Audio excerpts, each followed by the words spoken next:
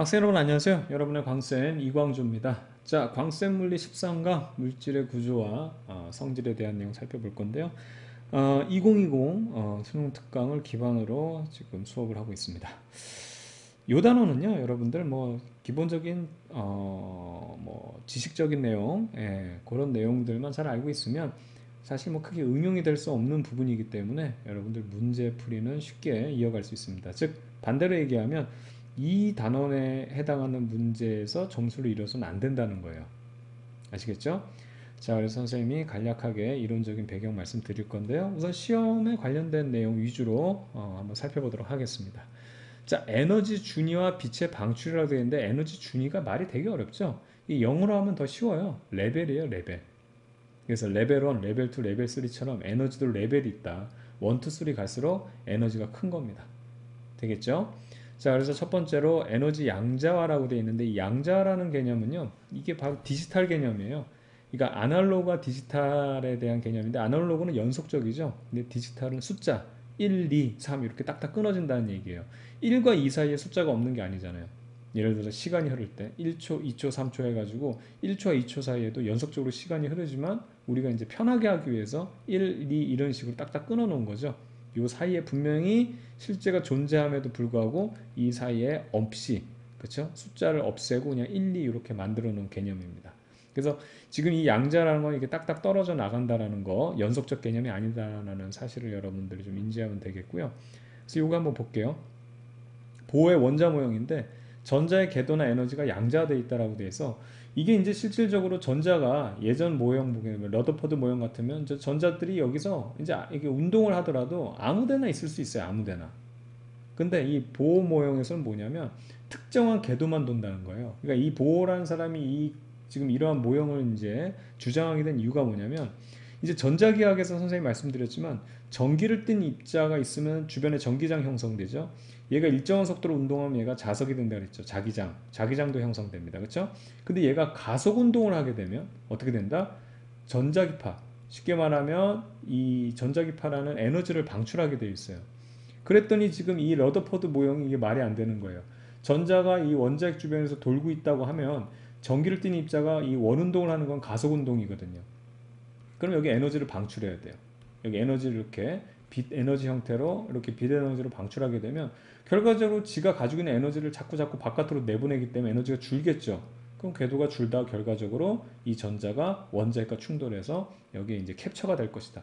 그렇다면 이거는 원자가 존재할 수 없는 조건이 됩니다. 왜냐하면 원자라는 것은 원자핵이 있고 주변에 전자가 있어야 되는데 이 전자가 지금 원자핵에 캡처가 돼버리면 이건 원자가 아니거든요. 아시겠죠? 그래서 이게 큰 문제가 발생해서 이걸 어떻게 하면 해결할까 해가지고 정말 단순 무식하게 그냥 떼보장으로 한 게 이거예요. 보호가 그냥 이 전자가 돌긴 도는데 특정한 궤도가 있어. 특정한 궤도가 있다 이거예요. 특정한 궤도를 돌 때는 전자기파가 발생을 안 해. 라고 가정을 한 거예요. 왜? 야, 특정한 궤도라 하더라도 여기 돌면은 전자기파 발생해야 되잖아. 근데 안 하는 걸로 하자. 그러고 나서 나중에 내가 증명할게. 어? 그럼 되잖아. 이렇게 해가지고 정말로 억지식으로 시작한 게 바로 요 보호의 원자 모형이에요. 분명히 얘가 원운동을 하면 전자기파를 방출해야 되는데 보호가 얘기한 특정 궤도에서는 얘가 돌아도 얘가 가속 운동을 해도 어떻게 전자기파가 발생하지 않는다라고 해가지고 요걸 이제 이어갑니다. 되겠죠? 자, 이게 이제 나중에 증명이 돼요. 여러분들 지금 물리원에서는 안 다루지만 물리2에서 뭐냐면 여러분들 물질파라는 개념, 드브로이 물질파로 이게 증명이 돼요. 그래서 이 전자라는 게 사실 여러분 지금까지 알고 있기로는 파동이잖아요. 파동. 예, 파동이래. 전자라는 게 입자잖아요. 입자. 전기를 띤 어떻게 보면 마이너스 전기를 띤 이제 입자. 우리 표준 입자 모형에서도 공부했지만, 근데 요거랑 정반대로 대비되는 게 파동 개념이거든요. 근데 이게 물질파라는 건 뭐냐면 입자도 파동이고 파동도 입자라는 정말 새로운 개념의 물리가 이제 정립이 된 겁니다. 그래서 이 지금 전자가 입자가 아니라 파동 형태라면 이게 증명이 돼요, 실제로. 그래서 이게 이제 나중에 여러분 배울 정상파 개념으로 이걸 접근하게 되면 얘가 파동 형태로 존재하게 되면 특정한 궤도에 있을 때 얘가 전자기파를 발생하지 않는다는 게 증명이 됩니다. 나중에 물리2에서 이 부분을 여러분들 할 수 있는데 선생님 내생남녀 물리2에서도 간단하게 말씀드렸으니까 한번 관심 있는 친구들은 확인을 해보면 좋을 것 같아요. 예, 어렵지 않습니다. 됐죠? 자, 그래서 특정한 궤도만 이게 전자가 돌고 있다는 사실 하나, 그게 이제 양자에 대한 개념이고요. 두 번째로는 전자가 전이할 수 있다는 거예요. 그래서 요 궤도와 궤도 사이에 전자가 이렇게 존재할 수 있냐? 이건 불가능해요. 그래서 얘가 존재할 수 있는 궤도와 또 다른 존재할 수 있는 궤도 사이를 오고 갈 수 있는데 바깥쪽 궤도로 넘어갈 때 이게 바로 이제 에너지 레벨이라고 그랬잖아요. 1, 2, 3라고 해가지고 이쪽이 1 이렇게 여기 아래에 썼는데 위에 쓰면 여기 에너지 레벨 2 요게 이게 양자수 3 이렇게 쓰는데 여기 에너지를 표현하면 에너지 레벨 3 이렇게 되는 거거든요. 위로 올라갈수록 전자가 가지고 있는 에너지가 큰 거예요. 그 이유는 알겠죠? 왜냐하면 지금 원자에게 전자가 속박되어 있는데 다음 단계에서 이제 이 원자의 속박에서 멀어졌다는 얘기는 이 전자가 능력을 가지고 있다는 얘기거든. 즉 지가 에너지를 많이 가지고 있다는 얘기예요. 아시겠죠? 쉽게 말하면 여러분들도 선생님이 항상 그 전기 부분에서 말씀드리지만 이 원자 핵에서 이 양성자를 선생님이 항상 아빠로 비유하죠. 여기 돌고 있는 전자를 딸로 비유합니다. 결과적으로 여러분들 열심히 공부해가지고 아빠의 속박으로부터 벗어나려고 하는 거예요. 이게 바로 독립이잖아. 자녀들이 부모로부터 독립하는 거. 그러기 위해서는 독립하려면 어떻게 돼야 돼? 능력이 있어야지. 뭐 경제적 능력뿐만 아니라 다양한 능력이 있어야 된단 말이야. 그 능력이 에너지라고. 그래서 에너지를 많이 가지고 있을수록 이 부모의 속박으로부터 벗어나는 겁니다. 그래서 여기 보세요. 여기 안에 있는 애가 지금 바깥의 궤도로 가기 위해서는 얘가 에너지를 흡수해야 됩니다. 능력을 여기가 먹어야 된다는 거예요. 그럼 반대로 얘기하면 여기 위에 있는 지금 레벨 2에 있는 전자는 레벨 1에 있는 전자보다는 뭐 에너지가 많다는 얘기예요. 되겠죠? 그때 이 에너지는 어떻게 나타낼 수 있냐면 이 먹는 걸 이제 빛으로 먹거든요. 이 빛의 진동수에 비례하는, 그렇죠? 그만큼 에너지를 먹는다 해가지고 빛의 진동수에 비례하고 이때 이제 요 H라고 쓰는 거는 프랑크 상수라고 하고요. 하라고 읽습니다. 하. 그래서 이게 HF 혹은 하F만큼의 에너지를 먹으면 이 더 높은 레벨의 궤도로 점프할 수 있고요. 반대로 얘가 잘 살다가 부모님 쪽으로 더 들어왔어. 이건 망한 거지. 그래서 더 낮은 궤도로 전이할 때는 어떻게 되냐면 더 낮은 에너지 레벨로 전이할 때는 그만큼의 원래 가지고 있던 에너지를 토해낸다 이 얘기예요. 되겠죠? 그래서 이 부분에 대해서 여러분 잘 알고 있을 것 같으니까 이 정도로 얘기하고요. 실제 문제풀이에서 어떻게 적용되는지 선생님 간단하게 설명드릴게요. 이 진동수로 나왔을 때는 여러분 더하기 빼기만 하면 됩니다. 예, 더하기 빼기만 하면 되고 여기도 뒤에 보겠지만 여기 보면은 이제 플러스 마이너스 때문에 헷갈려하는 친구들인데 그냥 절대치 치우면 돼요. 큰 데서 작은, 그러니까 부호 신경 쓰지 말고 큰 거에서 작은 거 빼가지고 그 값이 에너지 토해내는 거냐 에너지 먹는 거냐 이렇게 계산만 하면 되거든요. 그렇게 하면 돼서 여러분들 문제 푸는 건 어렵지 않습니다. 그래서 문제 풀이에서 정확히 어떻게 하는지 적용하는 거 말씀드릴 거고요. 그 다음에 그렇다면 이게 양자가 됐다는 걸 우리가 이제 물질파로 이거 증명했다 그랬는데 그 전에는 어떤 증거가 있었냐면 이게 선스펙트럼이에요. 여러분 중학교 2학년 때인가 배웠던 거. 이게 왜 그러냐면 잘 보세요. 여기 전이 될 때 보게 되면 여기서부터 여기 지금 이게 레벨이 다운돼 가지고 이렇게 전이를 하게 되면 에너지 토해낸다 그랬죠. 그때 빛 에너지가 토해낸 걸 여기다가 이렇게 표시를 하겠다 이거예요. 빛이 이렇게 나왔다고. 응? 근데 전자가 여기도 있을 수 있어. 그럼 여기서 이렇게 떨어질 때 또 에너지가 나오는데 여기서부터 굉장히 이 차이가 없어. 그럼 그 밑에 바로 또 에너지가 나올 거고 이렇게. 그 다음에 거기서 여기 약간 여기서 또 떨어지고 또 떨어지고 또 떨어지고 하면 아무 데서나 다 떨어질 수 있으면 연속적인 에너지 값을 가질 수 있다는 얘기예요.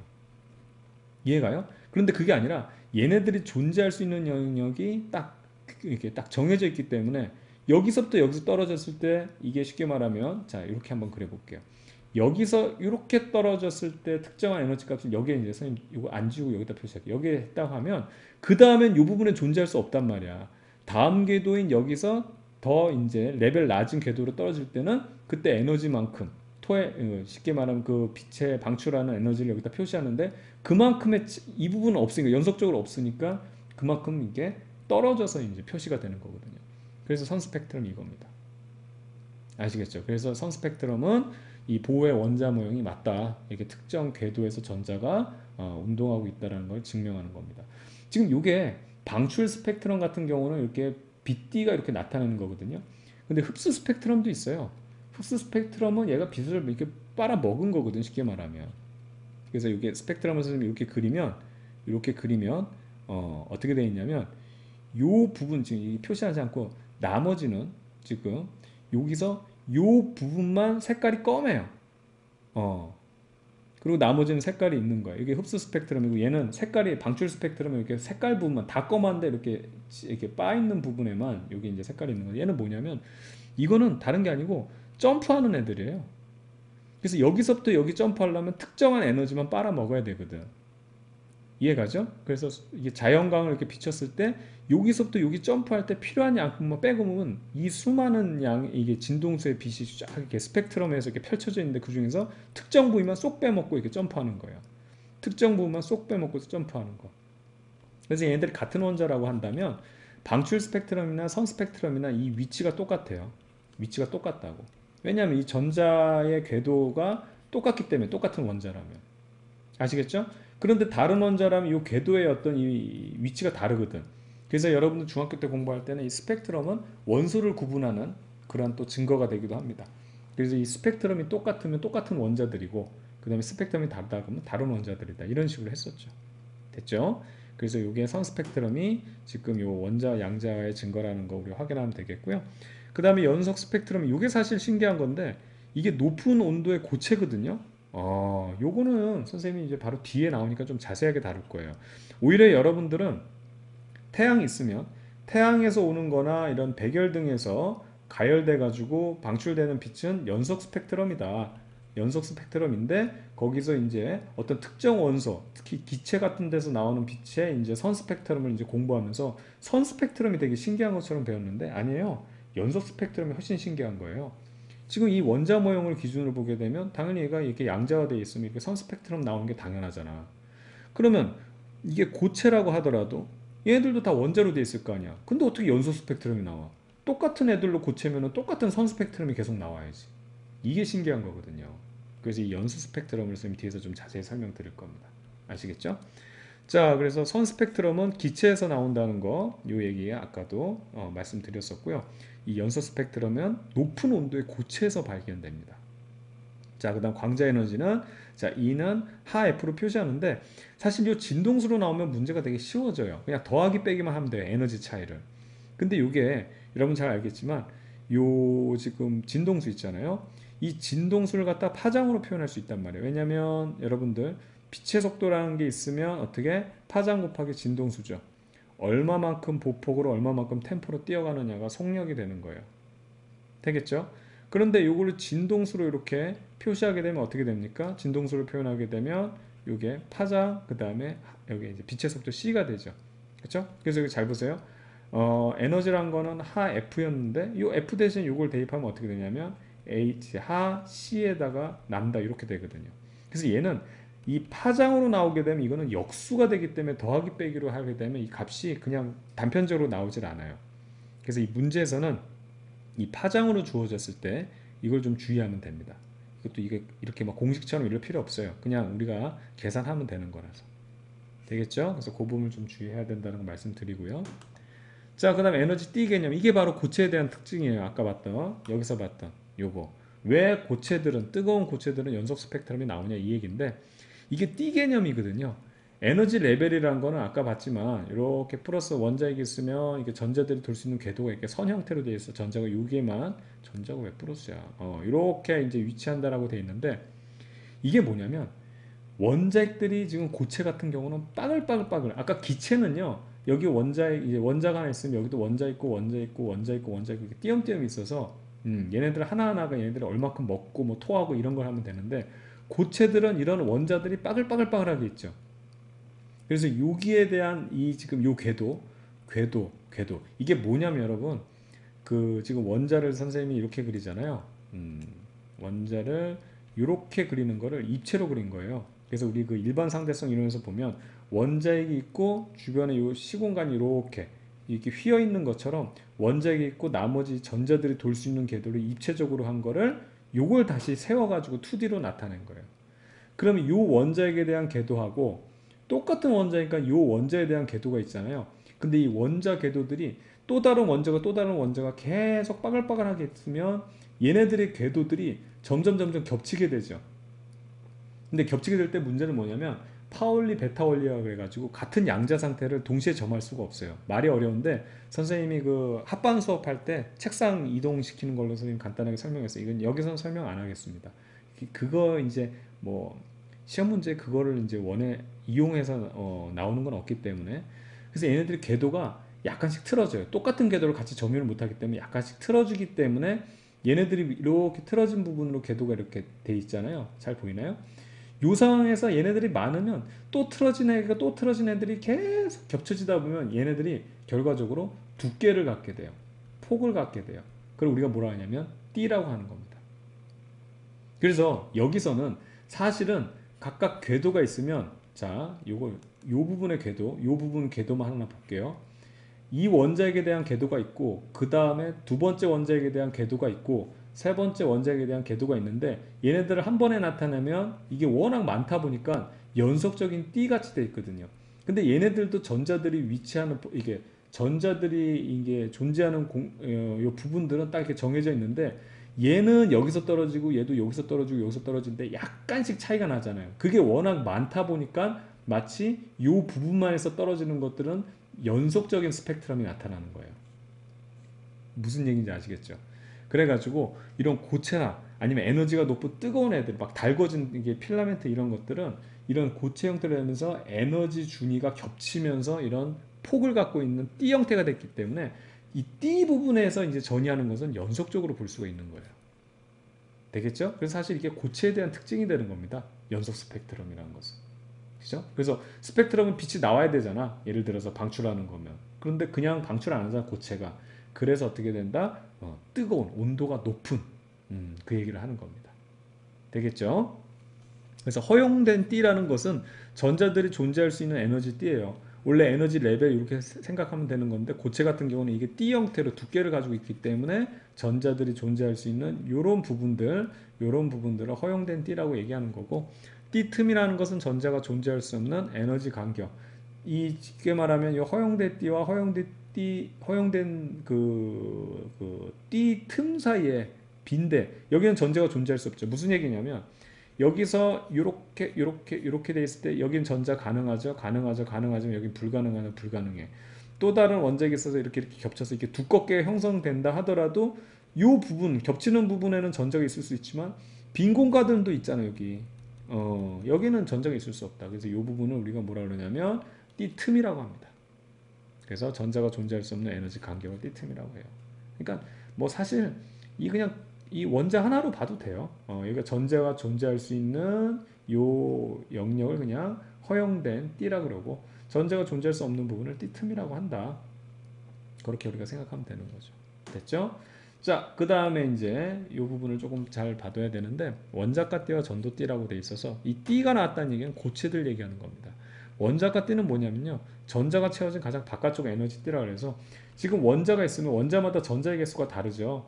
그렇죠? 그때 가장 마지막 궤도, 제일 높은 에너지 상태에서 전자가 채워진 상태, 요때 지금 요 부분, 요걸 우리가 원자가 띠라고 얘기합니다. 띠라는 얘기는 이제 고체라는 걸 얘기하고 있어요. 아니면 이거 우리 화학 시간도 배웠지만 요 전자를 원자과 전자 이렇게 하잖아.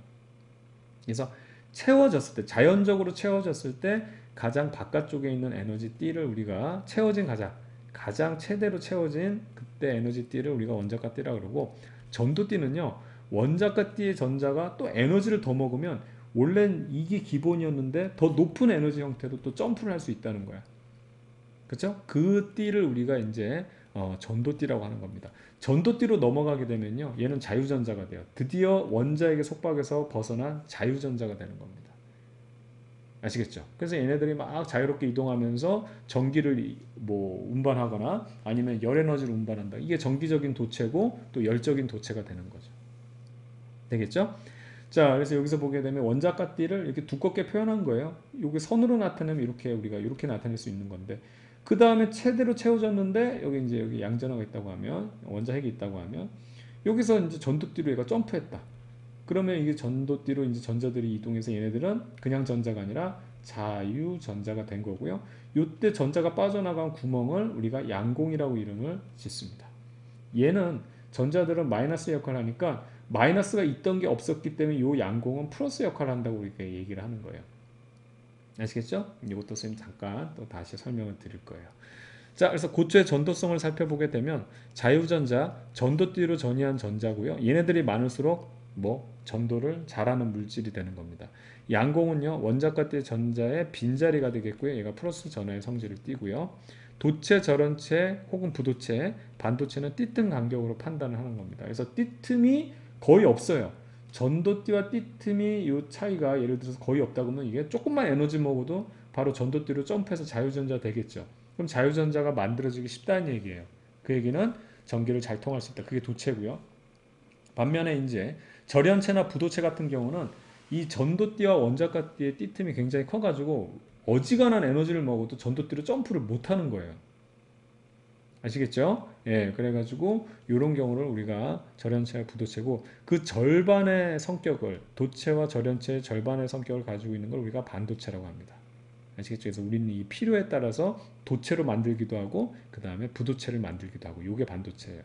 그래서 이 녀석을 우리가 조금 중점적으로 살펴볼 건데 띠튼 간격으로 판단하면 되기 때문에 문제는 되게 쉬워요.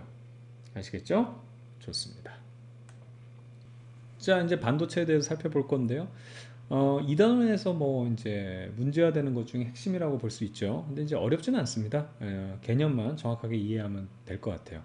우선 순수 반도체는 뭐냐면 이제 말 그대로 이제 자연적인 반도체인데 원자과 전자가 4개로 이루어진 원소들로 만들어진 겁니다. 그래서 여기 보면 원자과 전자가 4개를 볼 수 있죠. 가끔 이제 친구들이 이게 8개 아니냐고 하는데 이게 4개가 맞는데 다른 그 인접해 있는 다른 원자들이 이제 짝을 이루면서 공유 결합. 그래서 여기 4개가 있으니까 나머지 또 주변에 있는 4개가 결합을 해서 이렇게 총 8개의 전자들이 이렇게 공유 결합한 상태로 이제 보일 수 있는 겁니다. 됐죠? 어쨌든 원자과 전자 4개로 되어 있는 걸로 구성되어 있는 게 자연 반도체인데요. 이건 잘 쓰지 않고요, 사실. 불순물 반도체라 그래가지고 여기다 불순물들을 섞어요. 그리고 우리가 도핑한다 그래요. 그런 애들이 훨씬 효율이 좋습니다. 그래서 뭐냐면 P형 반도체가 있고 N형 반도체가 있는데 얘네들이 핵심이거든요. P형 반도체는 뭐냐면요.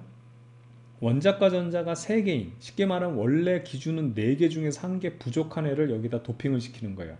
여기다 이제 쉽게 말하면 여기다 집어넣는다는 얘기예요. 그럼 이게 무슨 얘기냐면 양공이 하나 생기죠.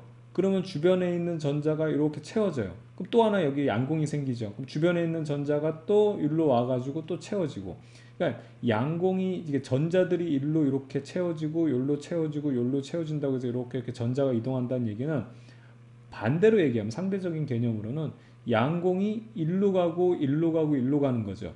그래서 이쪽 방향으로 전류가 흐르는 개념이에요. 그래서 이게 불순물 반도체의 특징은 전류가 더 잘 흐릅니다.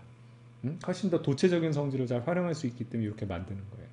되겠죠? 그래서 여기 보면 인듐이 섞여 있는데 얘가 이제 13족. 얘네들이 14족이라고 한다면 얘는 13족 원소를 군데군데 도핑해요. 이렇게 하나만 넣는 게 아니고 굉장히 많이 도핑을 해놓습니다. 그럼 양공들이 굉장히 많겠죠. 그게 바로 요 그림이에요. 잘 보세요. 여기는 지금 붕소 어떻든 13족 원소를 이렇게 도핑을 했는데 양공이 많잖아요. 양공은요, 여러분 알겠지만 원자까띠 이게 에너지를 받아서 이게 점프한 게 이제 여기가 전도띠라 그랬잖아요. 그래서 체각 전자의 전자가 부족하기 때문에 양공들이 원자까띠에 그쵸? 그래서 이 원자까띠에 주로 이렇게 배열된 그림으로 여러분 나타냅니다. 아시겠죠?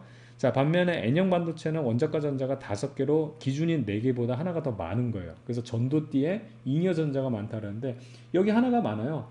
그럼 여기뿐만 아니라 다른 여기 보면 여러분들 비소가 또 다른 데도 박혀있고 하면 이 잉여 전자들이 꽤 많겠죠. 그럼 어떤 전압을 걸리거나 이러면 이 전자들이 이동을 하기 때문에 마찬가지로 전자 이동 방향과 반대 방향으로 전류가 잘 흐르게 되는 겁니다.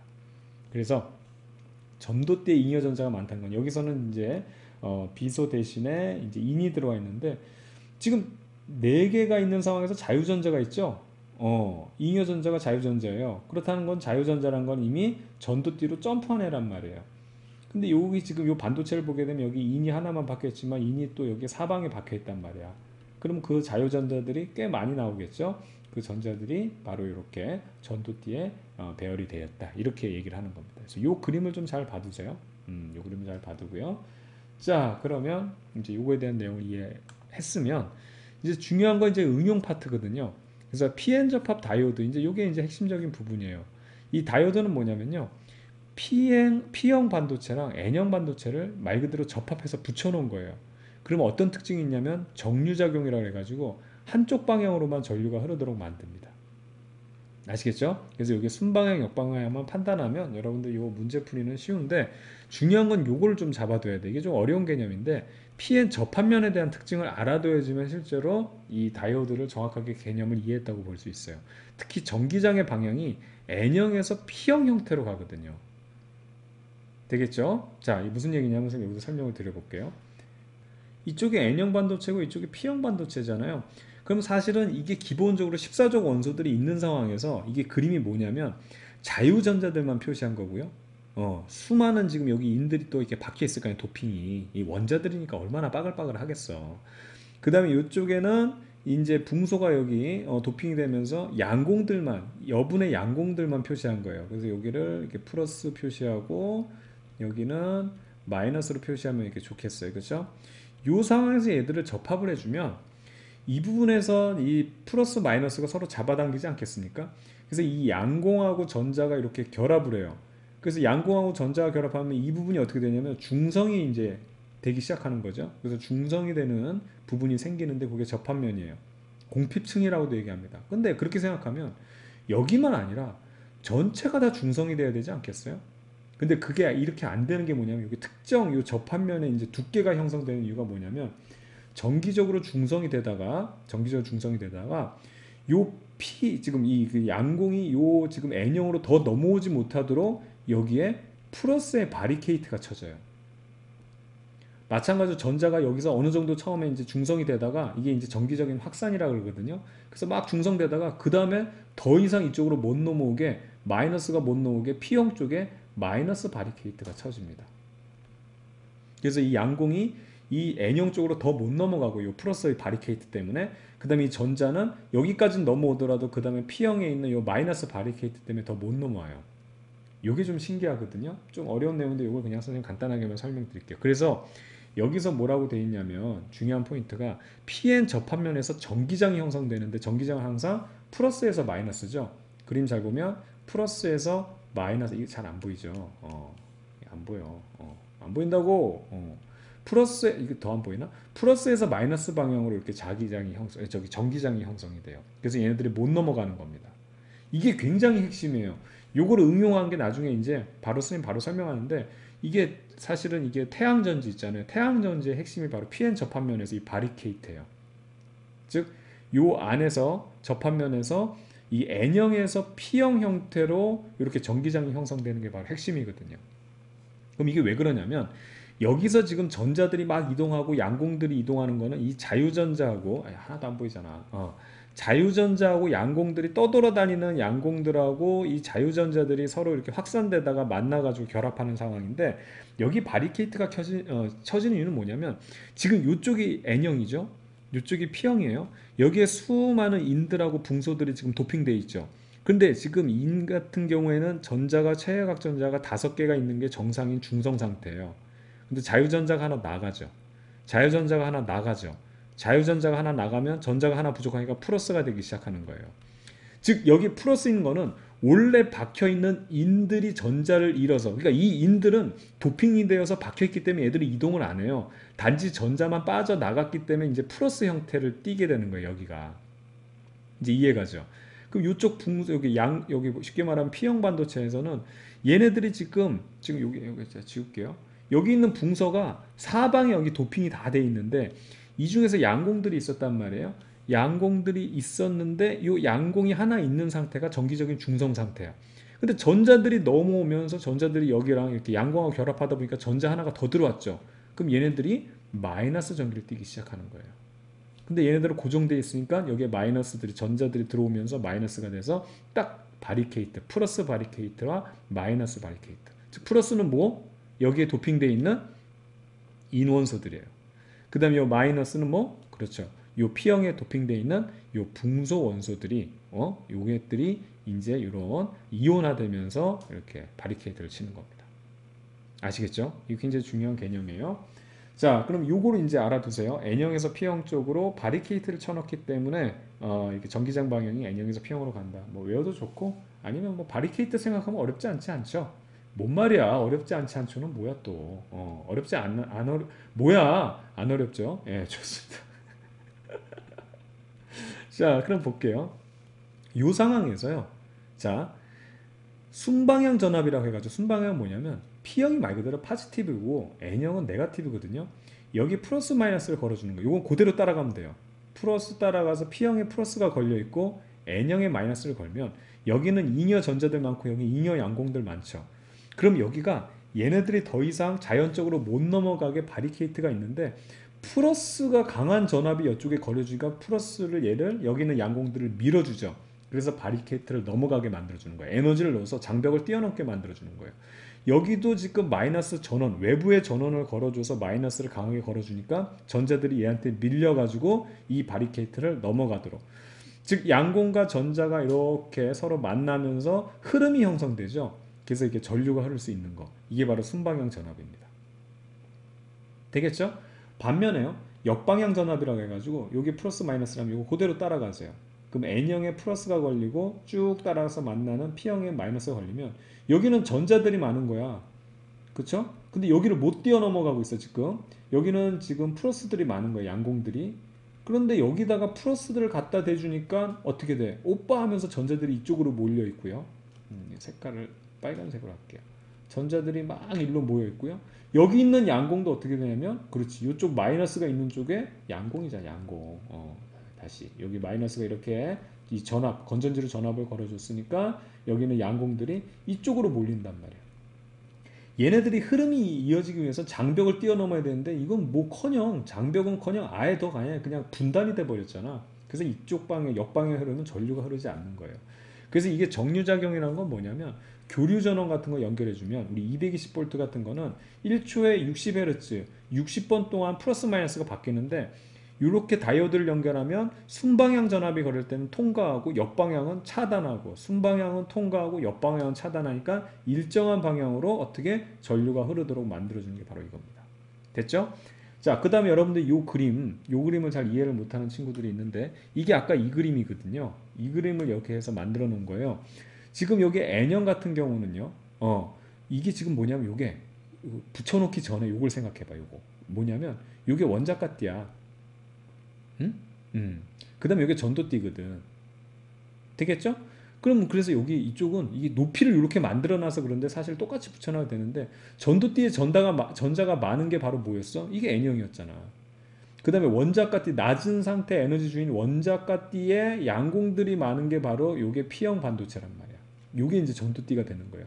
얘네들을 붙여놨죠. 그러고 나서 얘들 장벽 뛰어넘게 서로 밀어주고 있다고. 여기는 마이너스를 걸어줘서 전자들이 이 장벽 쪽으로 통과하도록 만들고 여기는 플러스를 걸어서 이 지금 양공들이 밀려가지고 이쪽으로 오게 만들었으니까 높은 준위에 있는 전자고 낮은 준위 즉 전도띠에 있는 지금 전자가 여기 원자가띠에 있는 양공으로 전이를 하면서 요 양공과 전자가 결합을 해요. 되겠죠? 이렇게 하면서 전류가 흐르는 거야. 근데 문제는 높은 준위, 우리 아까서 봤지만 높은 준위에서 낮은 준위로 전자가 여기 양공이 있으면 전자가 이렇게 전이가 되면 뭐가 방출된다? 발음이 안 돼. 뭐가 방출된다? 에너지. 어떤 형태의 에너지? 빛에너지. 그래서 여기서 빛에너지가 나와요. 근데 이 다이오드는 빛에너지가 나오지 않게 이렇게 그냥 이렇게 막아 놓은 거고요. 여기를 구멍을 뚫어서 에너지 나오게 보이게 만들어 놓으면 이게 이렇게 방출되면 이게 LED가 되는 거예요. LED. 되겠어요? 예, 바로 이겁니다. 발광 다이오드가 되는 거예요, 이게. 이게 높은 에너지 중에 있는 애가 낮은 에너지 중에 떨어질 때 빛에너지가 나온다. 그거 활용한 거예요. 역방향 이거 뭔지 알겠죠? N형이에요. 전도띠예요. 그 다음에 P형은 이거는 원자가띠예요. 근데 여기에다가 지금 플러스를 걸어주니까 역방향. 여기는 N형이고 여기는 P형인데 여기다가 마이너스를 걸어줘 놓으니까 얘네들이 여기를 통과해가지고 높은 전자가 양공으로 점프를 하면서 이렇게 에너지를 방출하거나 뭐 이런 일이 일어나는데 전자들이 다 이쪽으로 몰리고 양공들 다 이쪽으로 몰리니까 서로 여기를 통과하지 않는 거죠. 그래서 전류가 흐르지 않는 거. 바로 이렇게 되는 겁니다. 그래서 어렵지 않은 게 이름 자체를 이렇게 붙인 거예요. 순방향은 P에다가 플러스를 우리가 걸어주고 파지티브에 N형 반도체에는 마이너스 걸어주면 이게 순방향이고요. 역방향은 반대로 가면 되는 겁니다. 되겠죠? 어렵지 않아요. 자, 그 다음에 발광 다이오드 LED 방금 설명했죠? 똑같아요. 지금 여기 보면 P형과 N형 붙여놨죠. 아까 봤던 뭐 다이오드랑 똑같은 구조인데 여기 구멍 뚫어놓은 거 보이죠. 그 선생님 요걸 봤는데 여러분 요런 부품 본 적 있어요? 바로 요거예요. 그래서 여기다가 마이너스를 걸어주는 거야. 이 보이나? 보인다. 마이너스를 걸어주고 여기를 P형에다가 플러스를 걸어주게 되면 결과적으로 이제 우리가 건전지를 그리게 되면 어떻게 되는 겁니까? 이렇게 그려야 되겠죠. 이게 순방향 전압 걸렸죠. 그럼 봐봐요. 선생님이 일부러 이걸 뒤집어서 그리는 이유가 뭐냐면 N형이 이게 바로 뭐였어? N형 중에서 전자들 많은 곳이 이게 전도띠고 P형 쪽에서 지금 여기 양공이 많은 게 이게 원자가띠란 말이야. 그래서 일부러 전도띠를 높게 선생님 표시한 거야. 그럼 여기서부터 마이너스 전자에 밀려서 N형에 있는 전자들이 P형 쪽으로 밀려가고 그 다음에 P형에 있는 플러스 양공들은 이쪽으로 이동하면서 얘들이 만나게 될 때 높은 전위의 에너지에서 그쵸? 높은 궤도에 있는 에너지 레벨 준위에 있는 전자가 결과적으로 낮은 준위로 떨어져서 양공을 채우게 됐을 때 이렇게 떨어질 때 에너지가 방출하죠. 그쵸? 하 F의 에너지가 방출한다. 그게 바로 이 내용이 되는 거예요. 그래서 여기 구멍을 뚫어 놓으면 빛이 나온다. 그래서 여기서 중요한 게 에너지 준위를 갖다가 이걸 우리가 조작을 해가지고 에너지 준위 차이가 크다.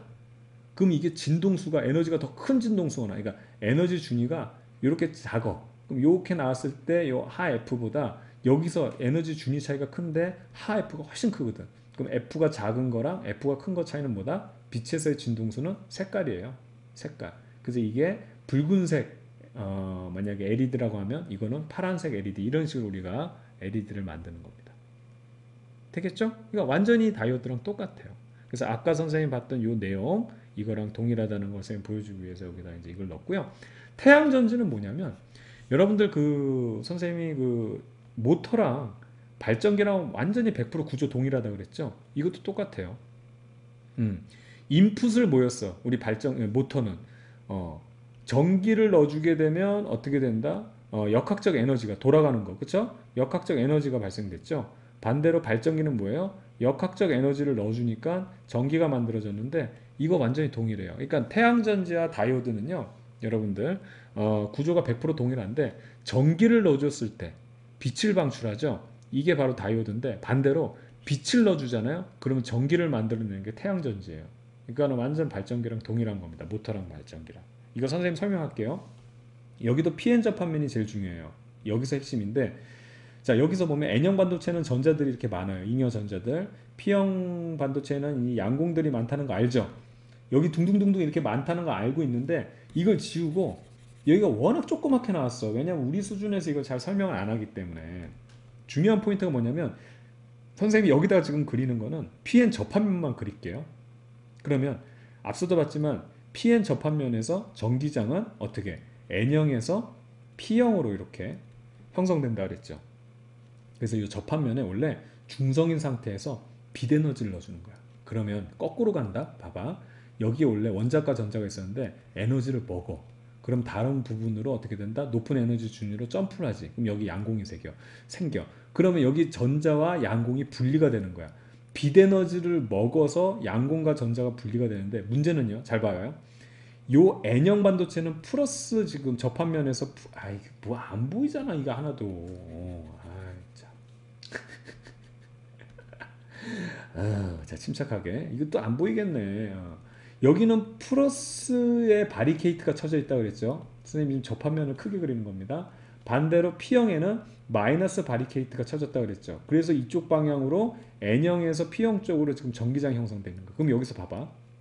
빛에너지를 먹어서 전자하고 양공이 분리됐어. 그럼 전자가 이쪽 바리케이트를 뚫고 일로 갈 수 있겠냐고. P형 쪽으로 못 간다고. 여긴 또 플러스가 있으니까 전자는 일로 당겨지겠죠. 그래서 전자들이 N형 쪽으로 몰리게 돼요. 분리가 되는 거야. 그 다음에 양공들은 이 플러스, 쉽게 말하면 이 플러스의 바리케이트를 넘어가지 못하죠. 오히려 여기 마이너스 있는 쪽으로 넘어가서 양공들은 이쪽으로 지금 모이게 되는 거예요. 그래서 전하를 갖다가 중성으로 있던 전하를 플러스 마이너스를 이게 분리해 놓은 거. 이게 뭐예요? 이게 건전지잖아. 선생님이 예전에 역학에서 설명드렸죠. 건전지가 뭐냐면 플러스 마이너스 전하를 분리해 놓은 거예요. 그래서 원래는 중성 이제 이렇게 중성 하나만 그릴게요. 근데 여기에 2를 투입해 가지고 자 여기에 플러스를 남기고 마이너스를 이렇게 분리시켜 놓고 얘네들이 여기서 합쳐지지 못하도록 중간에서 이앗하고 일하고 있는 거. 우리가 이제 화학적인 방법으로 하는 게 이게 이제 일반 건전지가 되겠죠. 그래서 얘가 일을 하고 있기 때문에 얘네들 분리하는 일을 하고 있기 때문에 우리가 이렇게 돈을 주고 사는 거고. 그러니까 여기 있는 이 딸내미는 여기 아빠한테 이제 가고 싶어서 미치겠는데 얘 때문에 못 가는 거야. 그래서 우리가 어떻게 하냐면 여기다가 이제 회로를 연결하는 거지. 이렇게 저항, 뭐 예를 들어서 뭐 꼬마 전구 이런 걸 연결해 주게 되면 실질적으로 전자가 여기로 못 가니까 만나긴 만나야 되거든. 집에는 다시 돌아가야 되니까. 전자가 일로 가는 거야. 일로 가가지고 여기 있는 저항한테 자기 에너지 다 털리고. 그래서 여기 이제 막 전구가 불빛 나고 이런 거 있잖아요. 전기가, 그러니까 전자가 가지고 있는 에너지를 우리가 이렇게 좀 얌체같게 이걸 뽑아서 우리가 쓰는 거야. 그럼 다 기진맥진해가지고 플러스를 다시 만나게 돼서 집으로 돌아오면 아주 극적인 이제 가족 상봉이 일어나지. 이렇게 해서 우리가 쓰는 거고 얘가 또 다시 분리해놔. 또 일로 못 가니까 또 돌고. 그래서 계속 하다가 얘가 점점점 약해져서 더 이상 분리 못하면 중성인 상태로 나오면 이제 건전지가 다 된 거예요. 그래서 플러스 극과 마이너스 극을 분리해놨다는 것 자체가 건전지가 된다는 얘기지.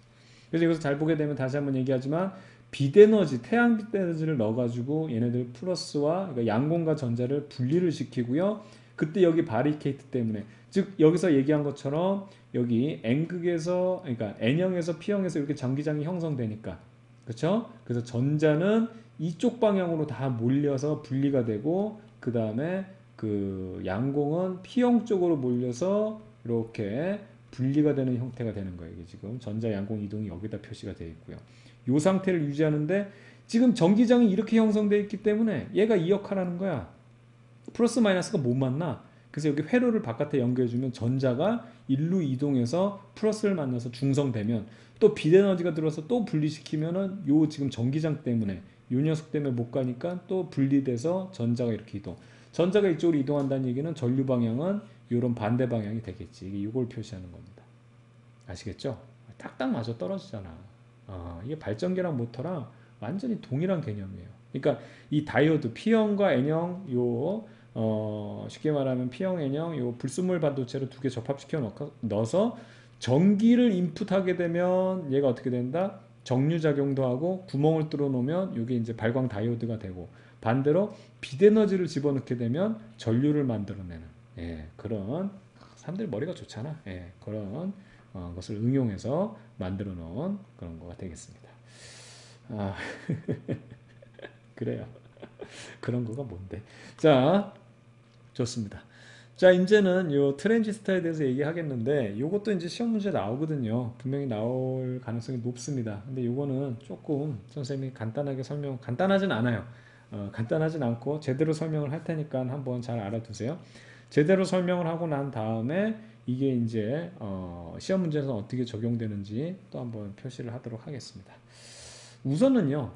PNP형이라고 해가지고 두 개를 붙여놓은 게 아니라 P형 반도체, N형 반도체 아니고 세 개를 붙여놓습니다. 특히 PNP형 같은 경우는 가운데다 N형을 여기다가 이제 집어넣고요. 대신에 이 N형 반도체 가운데 들어가는 애는 되게 얇게 이렇게 만들어 놓습니다. 이때 중요한 포인트는 이름을 좀 알아둬야 돼요. 2m 그 다음에 여기 이거 나오나? 안 보여. 안 보여. 2m 베이스 컬렉터라는 이름을 정확히 알아둬야 되는데 제일 중요한 포인트가 뭐냐면 지금 이 트랜지스터는 증폭 작용 있죠. 그 다음에 스위치 작용을 한다 그래가지고 증폭 작용이 이제 주된 역할이 돼요. 이게 뭐냐면 딱밤이에요. 딱밤 여러분 손가락 이렇게 있으면 뭐 이상해서 못 그리겠는데 손가락을 이렇게 장전시키죠. 장전시켰다가 손을 딱 놓게 되면 손가락이 딱 가면서 친구 이마에 빡 하고 이제 안 치잖아. 그쵸? 이 장전해 놓은 상태가 2m와 베이스 역할이고요. 손가락을 딱 띄는 순간이 바로 스위치 작용이에요. 그게 베이스가 이제 숨통을 틔워주게 되면 얘가 이렇게 지나가면서 에너지를 전달하죠. 그러니까 에너지를 모았다가 쏘는 증폭 작용을 하는 게 바로 트랜지스터입니다. 그러니까 선생님 보고 한마디로 얘기하라 그러면 그냥 딱밤이에요. 그래서 여러분 기억해둬야 되는 건 컬렉터 이 부분이 제일 중요한데 컬렉터와 베이스에서 우선 장전을 해야 돼. 장전을. 그래서 장전을 하기 위해서는 어떻게 되냐면 자 P형은 여기는 양공들이 많은 거고 N형은 여기 전자들이 많은 거죠. 그래서 컬렉터와 베이스에 기본적으로 어떻게 되냐면 자 선생님 이렇게 좀 회로를 그리겠습니다. 여기에다가 역방향 전압을 걸어줘요. 첫 번째로. 근데 아주 강한 전압을 걸어줘요. 강하게 장전을 해놔야지만 친구에게 기쁨과 희열을 선사할 거 아니에요. 그럼 여기에 플러스고 여기가 마이너스니까 잘 봐요. 이쪽 지울게요. 여기에는 지금 따라가 보면 돼요. 쭉 따라가면 마이너스 걸려 있고 여기는 플러스가 걸려 있습니다. 아직이요. 요 세 개를 보는 게 아니고 요 두 개만 보는 거예요. 그럼 양공들은 마이너스 때문에 양공들은 요로 모이죠. 자, 그냥 플러스로만 그릴게요. 막 요로 모여 있어요. 그렇죠? 강한 전압을 걸어줬기 때문에 많이 몰려 있고 전자들은 여기 플러스가 이쪽에 있기 때문에 이쪽으로 끝으로 몰려 있어요. 그래서 얘네들은 이동이 없어요, 지금. 됐죠? 그 상태에서 스위치 역할을 하는 게 뭐냐면 2m와 베이스 사이에다가는 어떻게 되냐면 약한 순방향 전압을 걸어줘요. 약한 순방향. 그럼 여기가 이렇게 되면 여기에 플러스가 되고 여기에 마이너스가 걸리죠. 이때는 이 두 개만 보는 거예요. 그럼 여기 있는 양공들은 플러스 때문에 여기로 밀리게 되고요. 전자들은 여기로 밀리기 때문에 양공과 전자가 서로 결합을 하죠. 그럼 양공은 이렇게 지금 전자는 이쪽으로 이동하면서 요거에 따라서 자 이렇게 이동을 하게 되고 그 양공 같은 경우는 여기 플러스니까 플러스에 밀려서 마이너스를 통해서 플러스는 이런 전류가 이렇게 흐르는 회로가 완성되거든요. 근데 문제는 뭐냐면 요 컬렉터와 베이스 사이에 강한 전압을 걸어줬죠. 그러니까 여기 있는 지금 양공이 이렇게 지나가면서 일부 이렇게 지나가요. 이게 이제 베이스를 통해서 숨통이 트인 건데 이렇게 양공들이 지나가다가 워낙 강하게 플러스를 잡아당기니까 여기를 점프해서 어떻게 되냐면 우와 하면서 이쪽으로 막 가는 거예요. 여기 숨통이 튀어진 순간 얘가 우와 막 이러면서 막 이쪽으로 지나가서 이쪽 컬렉터 부분에 엄청난 전류가 모이게 되는 거예요. 여기서 가지고 있는 것보다 그러니까 딱밤이야. 장전해서 빡 때리면 훨씬 에너지 센 것처럼 여기에 전류들이 그래서 이 PNP 형태의 특징이 뭐냐면 컬렉터 부분에 뭐가 컬렉팅이냐면 이게 양공 컬렉팅이에요. 요걸로 생각하면 돼요. 아시겠죠? 그러니까 이게 이 자체 내용도 알아야 되지만 기본적으로 얘가 이제 시험 문제 뭐가 많이 나오냐면 이게 PNP형이냐 NPN형이냐를 묻는데 컬렉팅 부분이 양공 컬렉터다 그러면 여기가 P형이기 때문에 PNP형이에요. 요것만 잘 생각하면 돼요. 그래서 PNP형은 양공 컬렉팅. 컬렉팅 부분의 양공이라는 얘기는 양공이 움직이는 방향이 무슨 방향? 전류 방향이거든. 전류 방향이 이렇게 만들어지는 거야. 되겠죠? 그러면 여기서는 이렇게 전류가 흐르게 됩니다. 여기서 지금 이쪽으로 전류 방향이 형성되니까. 그래서 이제 시험 문제에서는 또 뭐가 포인트냐면 이쪽 베이스에서 나오는 거를 선생님이 그냥 베이스에서 IB라고 쓰고 컬렉터에서 나오는 전류가 IC라고 하고 그 다음에 2m로 들어가는 걸 IE라고 한다면 여기서 모인 거랑 여기서 나가는 거랑 이 전류의 양은 같아야 되거든. 그래서 IE는 IB 플러스 IC다. 요걸 이제 체크하면 되고 앞서도 얘기했지만 이게 PNP냐 NP형이냐는 컬렉터 부분이 전류가 나오냐 그러니까 양공 컬렉팅을 했다고 하면은 이거는 PNP형이 되는 거예요. 그래서 이것도 기호를 굉장히 잘 만들어낸 거예요. 뭐냐면 잘 보세요. 여기서 보면 지금 컬렉팅 부분에서 이렇게 전류가 이렇게 해서 양공들이 지나갈 때 베이스로 지나가는데 컬렉팅 부분에서 어떻게 이렇게 지나가야 될 때 여기서부터 강하게 지금 장전되는 애가 풀리면서 우와 하면서 이쪽으로 지나간다 그랬지. 요게 바로 PNP형의 특징이에요. 자, 그런데 자, NPN형을 한번 볼게요. 똑같이 이것도 선생님 간단하게 설명을 하면 컬렉터와 베이스 부분에는 항상 어떻게 강하게 역방향 전압을 준다 그랬죠. 그럼 여기가 N형이고 P형이고 N형이니까 이 두 가지만 보는 거예요. 그러면 N형 쪽에는 어떻게 역방향이니까 플러스가 걸려야 돼. 이렇게 됐죠? 강하게. 그럼 이쪽에 플러스가 걸리고 이쪽에는 마이너스가 걸려요. 그럼 여기 있는 전자들이 여기 플러스 강한 플러스 때문에 이쪽으로 몰리죠. 그 다음에 여기 있는 양공들은 마이너스 쪽으로 이쪽으로 모이게 됩니다. 즉 얘네들은 분리가 돼서 아주 강하게 장전이 되고 있는 상황이에요. 이 상태에서 2m와 베이스 쪽에 어떻게 순방향 전압을 걸어줍니다. 이 전압의 위치도 여러분들 이거 물어볼 수 있어요. 그러면 여기가 마이너스 플러스니까 여기에는 마이너스 걸리고 이렇게 두 개만 봤을 때 여기 플러스가 걸리죠. 그럼 전자들은 이쪽으로 밀리고 양공이 이쪽으로 밀리면서 서로 결합을 하면서 흐름이 형성돼요. 전자들이 이쪽으로 나오면서 이쪽으로 나오죠. 이해가죠? 전자가 이쪽으로 밀려서 이쪽으로 가게 된다는 얘기입니다. 전자가 이쪽으로 이동한다는 얘기는 잘 보세요. 전자들이 이쪽으로 이렇게 이동하면서 숨통, B에서 이 베이스가 스위치 역할로 숨통을 틔워주면 전자들이 이렇게 이동하는데 여기에 강하게 지금 플러스 걸렸으니까 여기로도 이동하지만 우와 하면서 전자들이 이쪽으로 막 쏟아져 나와요. 그래서 이 컬렉터는 무슨 컬렉터? 전자 컬렉팅을 하는 거예요. 전자 컬렉팅을 했다고 하면 얘가 N형 반도체예요. 컬렉팅 부분에서 양공이다 그러면 뭐 P형, 컬렉팅 부분에서 전자다라고 하면은 이게 N형 반도체, 여기가 N형이면 NPN 이렇게 되는 거예요. 그럼 여기서 주의할 사항은 전자가 이렇게 컬렉팅이 됐다는 얘기죠. 전자가 일로 나왔다는 얘기는 전류 방향은 반대로 갑니다. 그래서 전류 방향이 이렇게 돌아가요. 그래서 컬렉팅 부분에 전류가 들어가면 이거는 N형이에요. 전자를 컬렉팅했기 때문에 이거는 이렇게 되는 거예요. 됐죠? 베이스에서 전류가 이렇게 나온다는 얘기는, 아니, 그러니까 전자가 이렇게 나온다는 얘기는 뭐 전류는 들어가는 거죠. 그럼 전류가 이렇게, 자 여기 있으면 잘 보이게 전류가 이렇게 들어가죠. 그럼 전류가 들어가서 한 바퀴 돌아서 이렇게 돼요. 그래서 여기서는 2m에 대한 전류를 2로 쓰고 베이스에 대한 전류를 B, 그 다음에 율로 컬렉터로 들어가는 요 전류를 컬렉터 C로 쓴다면 요 하나랑 얘네 두 개가 분리되죠. 그래서 IE라는 것은 IB 플러스 IC로 쓸 수 있다. 우리가 이렇게 나타낼 수 있는 겁니다. 여기도 보세요. 이게 뭐냐면 전자가 일로 가서 이렇게 숨통이 트여지면 우악 하면서 전자가 컬렉팅 된다 그랬지. 그렇죠? 그런데 문제는 뭐냐면 우리는 기준을 뭘로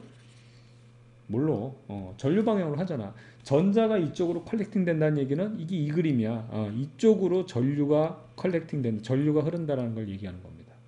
기호를 아주 기가 막히게 잘 만들어 놨어요. 이렇게 되면 C 쪽으로 컬렉팅, 그럼 여기가 P형 반도체니까 PNP형이고, 지금 전류가 이쪽으로 흐른다는 얘기는 전자가 이쪽으로 컬렉팅 됐네. 그럼 여기가 N형이니까 NPN형이 이렇게 찾으면 돼요. 그래서 PNP형은 양공 컬렉팅, NPN형은 전자 컬렉팅. 요것만 잘 생각하면 돼요. 아시겠죠? 그래서 요거를 통해서 문제 어떻게 풀 건지 선생님이 말씀드리도록 하겠습니다. 그래서 중요한 포인트 선생님이 말씀드렸고요. 이제 마지막으로 신소재 부분 갈 건데, 초전도체라는 건 뭐냐면 임계온도 이하에서 전기저항이 0이 되는 물질이에요. 여러분, 온도가 올라가게 되면 원자들의 진동이 이제 좀 심해지고, 우리가 옛날에 중학교 때 배웠던 그런 어떤 전기 저항에 대한 성질을 보게 되면, 그렇게 되면 어떻게 된다? 저항이 커지거든. 그래서 아주 낮은 온도를 맞춰주게 되면 그때 저항을 0으로 떨어뜨릴 수 있는 그런 물질을 초전도체라고 합니다. 그래서 여기서 중요한 건 마이스너 효과라고 해가지고 초전도체 내부의 자기장이 0이 되는 현상에서 외부 자기장 걸어주잖아요. 그럼 얘가 0이 된다는 얘기는 뭐냐면 이 반대 방향으로, 원래 지금 외부 방향으로 지금 자기장이 이렇게 형성이 되거든. 근데 이걸 상쇄시키는 내부 방향의 자기장이 형성된다는 거니까 외부 자기장과 반대 방향으로 자기장이 형성되면서 얘를 상쇄시킬 정도까지 만들어준다는 거거든요. 이해가죠? 그래서 이게 뭐냐면 이 초전도체는 완전 퍼펙트한 반자성체입니다. 이걸 좀 알고 있어야 돼요. 되겠죠? 그래서 어떤 온도 이하로 가야지만, 선생님 그거 있잖아, 강자성체 반자성체 이런 거 얘기했을 때 얘들의 충격을 주거나 아니면 온도가 높게 되면 원자들이 활발하게 운동하면서 이 자기력 배열이 틀어지거든. 그래서 온도를 떨어뜨렸을 때 굉장히 온도가 낮아야 돼요. 그때 완전 반자성체가 되는 게 초전도체고, 그러다 보니까 보세요, 저항이 0이라 그랬지. 그렇죠? 저항이, 전류 전기 저항이 0이 된다는 얘기는 전류가 그 이론적으로는 무한대까지 흐를 수 있다는 얘기예요. 전류가 무한대까지 흐른다는 얘기는 무한대 세기에 뭐 자석이 될 수 있다는 얘기잖아. 여러분, 도선에 전류 흐르면 자석된다 그랬잖아. 그래서 그 사람 승객도 가득 싣고 그 무거운 열차를 띄울 수 있는 자기부상 열차라던가 강한 자기장을 이용하는 MRI라던가, 그러니까 이게 뭐냐면 이게 쉽게 말하면 전류가 거의 무한대로 흐를 수 있기 때문에 강한 자석이 되는 거야. 이거 MRI 자석 이용하는 거거든. 핵융합도 자석이에요. 뭔지 알죠? 핵융합 하면은 쉽게 말하면 태양을 만드는 거거든. 태양 만드는 거 좋아. 근데 얘를 어디다 담아둘 거야? 그릇을 다 녹일 거 아니야, 태양 정도 되면. 그래서 얘를 자기장으로 가다 놓는 겁니다. 그래서 엄청난 강한 자석을 만들 수 있다는 거고, 그 다음에 저항이 0이다 보니까 전력 손실이 없는, 저항이 없는 그러한 송전선을 만들 수 있다. 이런 정도 이해해두면 되겠습니다. 자, 유전체 부분은요, 이거는 이제 그 쉽게 말하면 요 삽입되는 요거예요. 요 극판은 전기가 통해가지고 요 자체가 배터리야. 원래는 플러스 마이너스 있잖아요. 이거 선생님 뒤에서 또 설명을 드리겠지만 플러스 마이너스가 있는데 여기다가 충전을 하는 게 충전식 건전지거든. 충전식 배터리인데 여기서 건전지 같은 걸로 오빠를 여기다가 갖다 놓는 거야, 오빠를. 물론 여기도 보면 원래는 전기적으로 다 중성이에요. 이렇게 전기적으로 다 중성인 상황이에요, 두 극판이. 그럼 여기 보면 여기 오빠가 왔거든. 그러니까 여기 있는 전자들이 정신 나가가지고 오빠 하면서 다 일로 오는 거야. 그래서 오빠 쪽으로 갔다가 여기 마이너스 쪽으로 튕겨내면 전자들이 일로 도착해서 여기 마이너스들이 이렇게 모이게 되는 거예요. 여기 밀려가지고. 그럼 여기는 전자들 나갔으니까는 아까 그린 것처럼 여기 처음 그림처럼 플러스들만 우세하고요. 여긴 전자들 원래 중성인 상황은 제외하고 나머지 전자들이 여분의 전자들이 들어왔기 때문에 마이너스가 되는 겁니다. 되겠죠? 요 상황이에요. 이건 또 왜 지워지냐? 요 상황으로 만들어서 충전이 완전히 되잖아요. 플러스 마이너스를 분리해 놓으면 이게 건전지라 그랬잖아. 그리고 얘를 제거해 버리는 거야. 되겠죠? 제거하라고. 아유, 뭐 또 다 지워져. 아유, 다시 다 지워, 다시. 아유, 나 진짜. 어떻든 얘 건전지를 이제 충전을 다 완료하면 제거를 해버리는 거예요. 그럼 여기 있는 이 전자들은 아빠한테 가고 싶거든. 집으로 돌아가고 싶어. 근데 길이 끊어져서 못 가는 거예요. 그때 얍삽하게 뭐라고? 그렇지. 여기다가 뭐 우리가 전기용품을 하면은 일로 점프해서 이 간격을 이게 통과하지 못하기 때문에 그냥 이 길을 통해서 전자들이 이동하면서 이 저항한테 다 털리는 거야, 자기 에너지. 그리고 아빠네 집으로 다 돌아오게 되면 여기 전자들 다 빠져나가면 중성, 여기 있는 전자들 다 채워지면 중성돼서 배터리가 다 방전된 겁니다. 그때 전자가 이동하면서 에너지를 여기다가 제공하게 되면 우리가 이 에너지를 되게 얌체같이 쏙쏙 빼먹는 거죠. 아시겠죠? 이게 배터리 충전 원리예요. 자, 그럼 이 상황에서 지금 이 유전체란 건 뭐냐면 절연체를 집어넣는 거거든요. 절연체를 집어넣으면 얘네들은 오빠 하면서 완전히 전자들이 이동하지 않지만 그래도 얘네들 오빠 좋아하거든. 되겠죠? 그래서 여기 이렇게 유전 분극이 일어나는데 중요한 건 뭐냐면 아까도 전자들이 채워질 때 전자들이 여기 가득 채워지면 많이 분리되면 좋은데 전자들끼리도 서로 반발력이 있거든. 그래서 여기 전자들이 많이 몰리지 못해. 이해가죠? 그런데 이 녀석을 갖다가 유전체를 가까이 놓게 되면 여기 플러스, 요 마이너스를 볼게. 마이너스에 한 3개만 들어오면 더 이상 얘네들 서로 자체들의 반발력 때문에 못 들어갈 상황을 얘네들이 플러스들이 가까이서 잡아주는 역할을 하기 때문에 더 들어올 수 있게 만들어 놓는 거야. 그치? 그래서 충전을 더 많은 충전을 할 수 있게 만드는 게 유전체 역할이 되고요. 대신에 얘네들 자체는 지금 여기서 말하는 신소재 유전체는 뭐냐면 이 충전의 개념이 아니라 이 충전의 개념은 또 다음에 또 공부하는데 얘네들 자체가 지금 이렇게 유전 분극이 됐잖아요. 이 자유전자들은 이 상태에서 우리가 뭐 접지를 해주거나 전류가 흐를 수 있으면 얘네들이 다 쉽게 틀어지지만 얘네들은 이 상태로 유지가 되거든. 그래서 이 정기적인 신호를 우리가 정보하게 되면 이게 이제 봐봐요. 메모리 소자 같은 게 메모리로 기억되는 거야. 그 다음에 뭐 앞전 소자 이런 식으로. 이게 휘발성 메모리가 아니고 어느 정도 그러니까 이게 이제 지속되는 이게 저장이 이제 지속되는 그런 상황으로 이제 만들 수 있는 겁니다. 되겠죠? 이 부분에 대해서 선생님이 내생남녀 물리2에서 번개 원리를 설명했어요. 이게 여러분 번개 치는 거 있죠? 그래서 이제 이 구름들이 번개를 치는데 이게 왜 이제 구름들 사이에서 여러분들이 주로 이제 구름이 있으면 대부분 땅으로 이제 번개가 친다고 생각하는데 실질적으로 구름 내에서도 번개 엄청 치고요. 구름과 구름 사이에서도 번개를 쳐요. 그게 이제 선생님 유전체의 이 특징에 대해서 설명할 때 간략하게 선생님 곁들여서 설명했기 때문에 그 부분 조금 찾아서 공부하면 아니 뭐 궁금하면 선생님 이제 링크 남겨놓을게요. 클립 물리에다 올려놓은 것 같은데 도움이 될 겁니다. 예, 되게 재밌을 거예요. 쉽고 재밌어요. 그렇게 하면 되겠고. 자, 마지막 액정 볼게요. 액정은요, 요즘에 이제 너무 흔하죠. 액체의 유동성과 결정의 성질을 동시에 지닌 물질. 이런 거야. 그래서 액체면 액체고 결정이면 결정인데 이 고체면 고체인데 이 둘을 동시에 지닌 그런 성질. 그래서 리퀴드 크리스탈. 그 다음에 디스플레이 이제 해가지고 우리 뭐 컴퓨터 화면이나 TV 요 화면 요 작동 원리인데 요것만 기억하세요. 제일 많이 혼동되는 게 두 개 평광판을 놓는데 이 평광판을 우리가 안 배웠거든.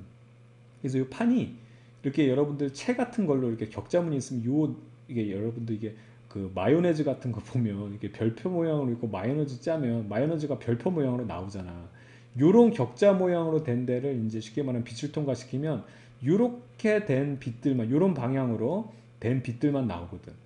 그리고 만약에 이렇게 이렇게 요거랑 수직으로 이렇게 되면 이런 것만 나오기 때문에 얘네들을 엇갈려서 한번 이렇게 통과하게 만들어 놓은 다음에 다시 수직으로 된 녀석을 갖다 대면 여기는 통과를 못하게 돼 있어요.